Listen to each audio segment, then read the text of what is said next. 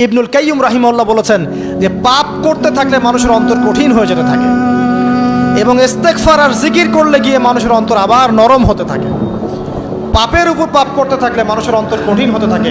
এই বিষয়ে রাসূলুল্লাহ সাল্লাল্লাহু আলাইহি ওয়াসাল্লাম বলেছেন, যখন মানুষ একটা পাপ করে কলবের মধ্যে একটা কালো দাগ পড়ে যায়, যখন আরও একটা পাপ করে আরেকটা কালো দাগ পড়ে যায়, এভাবে যখন পাপ করতেই থাকে তখন পুরো কলবটাই কালিমাপূর্ণ হয়ে যায়। এই অবস্থায় যদি সে তওবা করে আল্লাহ পাক মাফ করে দিবেন। যদি এই অবস্থায় তার মৃত্যু হয়ে যায়, তার আত্মাটা থেকে দুর্গন্ধ বের হতে থাকে। কথা কি বুঝতে পারছেন? যখন অন্তর পাপ করতে করতে কলুষিত হয়ে যাবে, ওয়াকাদ খাবা মান দাসাহা, যখন পাপ করতে করতে অন্তর কলুষিত হয়ে যাবে, তখন আপনার এই মালাকুল মউত পর্যন্ত ওই আত্মাটাকে বের করার সময় ঘৃণা করবে, দুর্গন্ধযুক্ত। আল্লাহ পাক আমাদেরকে পাপ থেকে বাঁচিয়ে রাখুন। আমি এরকম কিছু কাজ আছে, বস্তুবাদিতা, শিরক, বেদাত, হারাম রিজিক, সারাদিন দুনিয়ার ফিকির নিয়ে থাকা, ঠিক আছে, অন্যের ক্ষতি করা, পাপ কন্টিনিউয়াসলি করতে থাকা এবং দিন ছেড়ে দেওয়া, দিনের এলেম ছেড়ে দেওয়া, আল্লাহ পাকের আনুগত্য ছেড়ে দেওয়া, এই কাজগুলো করতে থাকলে মানুষের অন্তর কি হয়? কঠিন হয়ে যায়। এখন সলিউশন কি বলেন? 5 মিনিটে আমি সলিউশন বলছি, কেমন করে আপনি এটাকে নরম করবেন আর পরিশুদ্ধতা অর্জন করবেন এবং ওই পাখির মতো মুক্ত আকাশে উড়বেন। কিভাবে বলবো? 1 নাম্বার, অবশ্যই শিরক ত্যাগ করতে হবে। কি করতে হবে? শিরক ত্যাগ করতে হবে। আল্লাহ পাকের তাওহীদের উপর থাকতে হবে। আল্লাহ পাক তৌফিক দান করুন। লং কিছু বলার সময় নেই আমার হাতে, একটা বই বলছি, কিতাবুত তাওহীদ। কি নাম? কিতাবুত তাওহীদ। এই বইটা অনেক ভার্সন বাজারে বের হয়েছে, কিনে দেখবেন শিরক কত প্রকার কি কি, তাওহীদ কাকে বলে কত প্রকার কি কি। যেটা বুঝবেন না মাদ্রাসা চলে যাবেন, আলেম ওলামার কাছে গিয়ে জিজ্ঞাসা করবেন, হুজুর এটা বুঝি নাই। ঠিক আছে? 1 নাম্বার, শিরক ত্যাগ করতে হবে। 2 নাম্বার, আপনাকে তাওহীদে থাকতে হবে। এটা 1, অন্তর নরম করার কথা বলছি। 2 নাম্বার, সুন্নতের উপর আমল করতে হবে। ওই যে পাখির কথা বললাম, যে সকালবেলা বের হয় আর সন্ধ্যাবেলা কি করে? বাসায় ফেরে। খালি পেটে বের হয়, ভরা পেটে বাসায় ফেরে। তার মানে আমাদেরকেও সকাল সন্ধ্যাটা কাটাতে হবে নবী সাল্লাল্লাহু আলাইহি ওয়াসাল্লামের সুন্নত অনুযায়ী। যখন তিনি ঘুমাতেন তখন ঘুমাবেন, যখন উঠতেন তখন উঠবেন, বাকি কাজ যেমন করে করতেন তেমন করে করবেন, তখন অন্তর ইনশাআল্লাহ নরম হয়ে যাবে। ঠিক আছে ভাই? 2। 3 নাম্বার, 5 ওয়াক্ত নামাজ জামাতে। নামাজ আপনাকে যে কোনো পাপ থেকে বাঁচাবে ইনশাআল্লাহ। ভাই জেনা করছেন, নামাজ পড়েন। পর্নোগ্রাফি দেখেছেন, তাও তওবা করে নামাজ পড়েন। আপনি হারাম অ্যাফেয়ার্সে আছেন, হতাশ হয়েন না, নামাজ পড়েন। গোনা ছাড়তে পারছেন না, নামাজ পড়েন। সুদ খাচ্ছেন, নামাজ পড়েন। আপনি পতিতালয়ে গিয়েছেন, নামাজ পড়েন। বেপর্দা চলছেন, তাও নামাজ পড়েন। আপনি অন্যের হক নষ্ট করেছেন, তাও নামাজ পড়েন।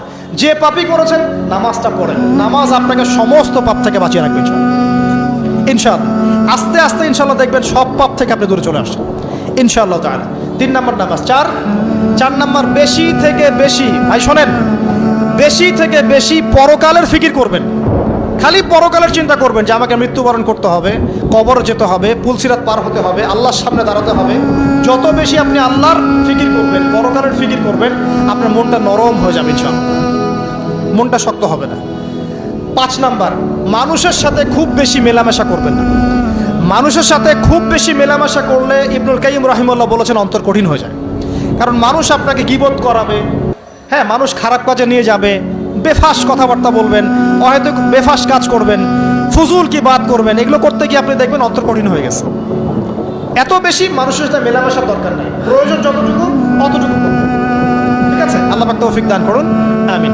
কটা বললাম? 5, 6। আমার সবচেয়ে প্রিয় নসিহত, প্রত্যেক দিন মিনিমাম 1 ঘন্টা করে কোরআন তেলাওয়াত করবেন বুঝে। আমি বলিনি না বুঝে করলে কোনো নেকি হবে না, প্রত্যেক হরফে 10 নেকি হবেই হবে, কিন্তু আপনি করবেন বুঝে।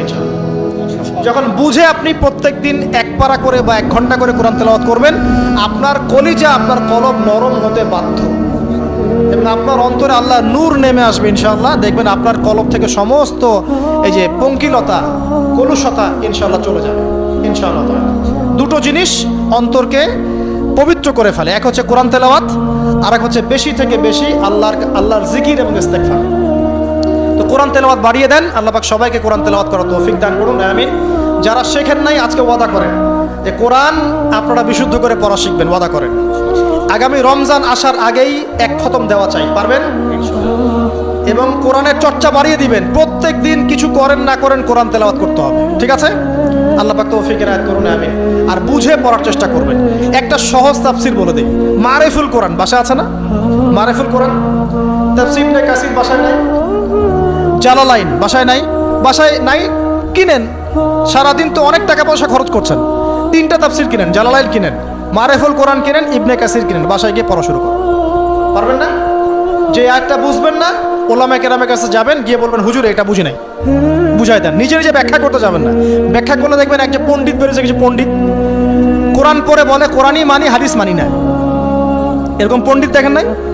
কোরআনই মানি, হাদিস আর মানি না। কারণ আল্লাহ নাকি, নাউজুবিল্লাহ, কোরআনে নাকি আল্লাহ পাক হাদিস মানতে বলে নাই, ও নাকি পায় নাই। এই জন্য দেখলাম সুবহানাল্লাহ, নামাজ পড়তেছে, কোরআন থেকে নামাজ পড়তেছে, হাদিসের কোনো হেদায়েত নিবে না। মানে কিরকম যে হাত আবার ঠিকই বাঁধতেছে, হাত বাঁধতেছে, রুকু করতেছে, সেজদা করতেছে, এগুলো আবার কোথায় পাইলো আল্লাহ ভালো জানেন। হাত এভাবে বাঁধতেছে, এভাবে হাতটা বাঁধা কোরআনে কোথায় আছে আমি পাইলাম না কোথাও। ঠিক আছে, হাদিস ছাড়া কি এগুলো আসবে? হাত বাঁধো। সেজদায় গিয়ে সুবহান রাব্বিয়াল আ'লা বলছে না, বলছে আসলামতু লিরাব্বিল আলামিন। এটা কোরআন থেকে বলছে। অথচ নবী সাল্লাল্লাহু আলাইহি ওয়াসাল্লাম হাদিস থেকে বলছেন সুবহান রাব্বিয়াল আ'লা, সুবহুন কুদ্দুসুন রব্বুল মালাইকাতি ওয়ার রূহ, সুবহানাকা আল্লাহুম্মা রাব্বানা ওয়া বিহামদিকা আল্লাহুম্মা ইগফির। এগুলো নাই, ও বলছে আসলামতু লিরাব্বিল আলামিন। মানে কোরআন মানি, হাদিস মানি না। এত বেশি পণ্ডিত হওয়ার দরকার নাই। এরা হচ্ছে ইচরা পাকা টাইপের পণ্ডিত। ওমর রাদিয়াল্লাহু আনহুর যুগে বেঁচে থাকলে এদেরকে পিটাই সোজা করে ফেলাইতে হবে। ফাইজলামি শুরু করছে, কোরআন মানি, হাদিস মানি না। আল্লাহ পাক কোরআনে বলছেন ওয়ামা আতাকুমুর রাসূলু ফাখুযু, রাসূল যা দিয়েছেন তা গ্রহণ করো। ওয়ামা নাহাকুম আনহু ফানতাহু, রাসূল যা নিষেধ করছেন দূরে থাকো। রাসূল যা দেন সেটা হাদিস না, রাসূল যা দেন সেটা সুন্নাহ না। সুন্নাহ তো সে মানেই না, আলটিমেটলি সে কোরআনই মানে না। তো আসল কথা হচ্ছে এইসব ফিতনা থেকে বেঁচে থাকবেন। কোরআন তেলাওয়াত বাড়িয়ে দেন। কয়টা বলছি? 5টা 6টা।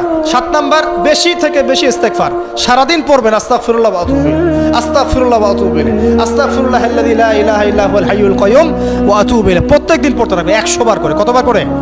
100 বার। 8 নাম্বার, বেশি বেশি আল্লাহর জিকির, চলতে ফিরতে জিকির। সুবহানাল্লাহ, আলহামদুলিল্লাহ, লা ইলাহা ইল্লাল্লাহ, ওয়াল্লাহু আকবার, লা হাওলা ওয়ালা কুওয়াতা ইল্লা বিল্লাহ। বলবেন হাসবুনাল্লাহু ওয়া নি'মাল ওয়াকিল। ঠিক আছে, সুবহানাকা আল্লাহুম্মা রাব্বানা ওয়া বিহামদিকা আল্লাহুম্মা ইগফিরলি, সুবহানাল্লাহি ওয়া বিহামদিহি আদাদা খালকিহি ওয়া রিদা নাফসিহি ওয়া জিনাতা আরশিহি ওয়া মিদাদা কালিমাতিহি। যত জিকির আছে সব করবেন, জিকির বাড়াবেন। যত জিকির বাড়াবেন অন্তর পরিশুদ্ধ হবে ইনশাআল্লাহু আযজা ওয়া জাল। কয়টা বলছে? 8। আর 2টা বলি। 9, অন্যের হক নষ্ট করবেন না।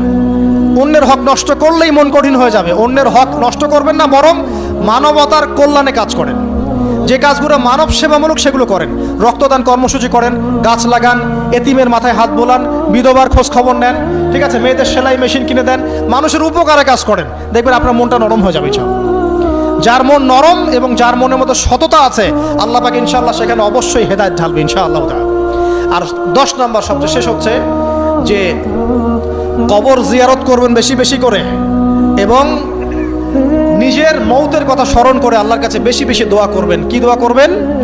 ইয়া মুকাল্লিবাল কুলুব সাব্বিত কলবি আলা দীনিক, ইয়া মুসাররিফাল কুলুব সররিফ কুলুবানা আলা তাআতিক। এই দোয়াগুলো করবেন ইনশাআল্লাহ। এবং কবর জিয়ারত করবেন সপ্তাহে সপ্তাহে, পারলে 2 দিন 3 দিন পর পর কবরস্থানে যাবেন। ইনশাআল্লাহ দেখবেন আপনার মন নরম হবে ইনশাআল্লাহ আযজা ওয়া জাল। এখনকার এই সভ্যতায় এসে কবরস্থানকে সমাজ থেকে দূরে সরিয়ে দিয়েছে। অথচ আগে মুসলিমদের কবরস্থান ছিল মসজিদের পাশে। 5 ওয়াক্ত নামাজ পড়তো, কবর জিয়ারত করে বাসায় যেত। 5 ওয়াক্ত নামাজ পড়তে আসতো, কবরকে দেখতো, পরকালের কথা স্মরণ হতো। এখন কবরস্থান ওই যে দূরে, সারা জীবনে একবার যায় কিনা সন্দেহ আছে। এই 10টা কাজ যদি আপনারা করতে পারেন ইনশাআল্লাহ তাআলা, আমাদের কলবটা ইনশাআল্লাহ নরম হবে, আত্মশুদ্ধি অর্জিত হবে। আর এগুলোর পাশাপাশি অবশ্যই আল্লাহওয়ালা, আত্মশুদ্ধিওয়ালা মানুষের সোহবতে গিয়ে থাকবেন।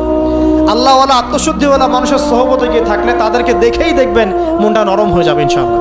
ইলমি পরিবেশে থাকেন, দিনী পরিবেশে থাকেন, আমর বিল মারুফ নাহি আনিল মুনকারের কাজ করেন। 3 দিন 7 দিন 40 দিন যতদিন পারেন আল্লাহর পথে সময় লাগান, সময় লাগান। আমি এটাকে আপনার আত্মশুদ্ধির জন্য বলছি, এটাই একমাত্র পথ পদ্ধতি আত্মশুদ্ধির, এটা বলছি না। এখানে গেলে আপনি ইনশাআল্লাহ আপনার ইসলাহ এবং সংশোধনের জন্য কাজ করতে পারবেন। আল্লাহ রাব্বুল আলামিন আমাদের সবার কলবগুলোকে পরিচ্ছন্ন করুন। আল্লাহ পাক আমাদের সবাইকে শিরকের পাপ থেকে বাঁচিয়ে রাখুন, হৃদয় কঠিন হওয়া থেকে বাঁচিয়ে রাখুন। আল্লাহ পাক আমাদেরকে বেশি থেকে বেশি কোরআন তেলাওয়াত করার তৌফিক দান করুন, দ্বীনি জ্ঞান চর্চা করার তৌফিক দান করুন। আল্লাহ আল্লাহ পাক আমাদের সবাইকে হারাম রিজিক, জেনা, সুদ, ঘুষ থেকে বাঁচিয়ে রাখুন। আল্লাহ পাক আমাদেরকে পরকালীন চেতনায় এই দুনিয়ার জীবন কাটানোর তৌফিক এনায়েত করুন, আমিন। আমরা আজকে এই যে পাখিদের মতো অন্তর নিয়ে কথা বললাম, আমরা যদি এই আমলগুলোর মধ্য দিয়ে অন্তরটাকে পবিত্র করতে পারি, ইনশাআল্লাহ ওই শহীদদের যে নরম পাখির অন্তর, সেটা আমরা লাভ করতে পারবো ইনশাআল্লাহ। এবং আরশের নিচে আল্লাহ রাব্বুল আলামিন আমাদেরকে ছায়া দিবেন ইনশাআল্লাহ তাআলা। আল্লাহ পাক আমাদের সবাইকে পাখি থেকে শিক্ষা নেওয়ার তৌফিক দান করুন, পাখির মতো মুক্ত আকাশে ডানা মেলার তৌফিক আল্লাহ পাক দান করুন, আমিন।